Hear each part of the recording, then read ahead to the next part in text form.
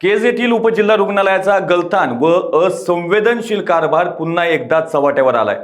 यापूर्वी अल्पवयीन पीडितेला 9 तास ताटकळत ठेवल्यानं वैद्यकीय अधीक्षकांसह 6 जणांना निलंबित केलं होतं। मात्र त्यानंतरही कारभारात सुधारणा झाली नाही। आता 25 ऑगस्ट रोजी एका अत्याचार पीडित अल्पवयीन मुलीची वैद्यकीय तपासणी करण्यास टाळाटाळ करीत रुग्णालयाने महिला डॉक्टर उपलब्ध नाही असा शेरा मारून पीडितेला थेट 35 किलोमीटर अंतरावर असलेल्या अंबाजोगाई येथील स्वामी रामानंद तीर्थ रुग्णालयात रेफर केलं।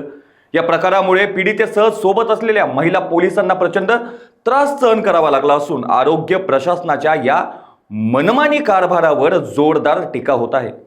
दरम्यान वैद्यकीय अधीक्षक म्हणून डॉक्टर केंद्रे यांच्या निलंबनानंतर डॉक्टर केशव इंगोले यांच्याकडे तात्पुरता पदभार देण्यात आला होता, परंतु त्यांनाही त्यात सुधारणा करणे जमलेलंच नाही। त्यामुळे आता या प्रकरणातही संबंधितांवर कारवाईची मागणी होत आहे। केज रुग्णालयात मंजूर असलेल्या 4 महिला डॉक्टरांपैकी दोघी प्रसूती रजेवर आहेत, तर दोघी प्रतिनियुक्तीवर कार्यरत आहेत।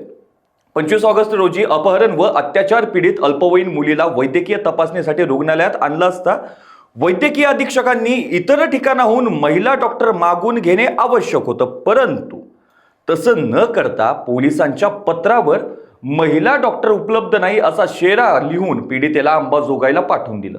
अंबाजोगाईला जाण्या येण्यासाठी 1.5 ते 2 तास आणि तेथील तपासणीचा वेळ यात संपूर्ण दिवस निघून गेल्यानं पीडिता आणि महिला पोलिसांची मोठी ससे होलपट झाली। केज रुग्णालयाचा असा असंवेदनशील कारभार ही पहिलीच वेळ नाहीये। यापूर्वी 27 मे रोजी एका 13 वर्षीय अल्पवयीन पीडित मुलीला वैद्यकीय तपासणीसाठी तब्बल 9 तास ताटकळत ठेवण्यात आलं होतं। मोठ्या कारवाईनंतर तरी कारभारात सुधारणा होईल अशी अपेक्षा होती, मात्र प्रभारी वैद्यकीय अधीक्षक डॉक्टर केशव इंगोले यांच्या काळातही पहिले पाडे 55 अशीच परिस्थिती निर्माण झाली आहे।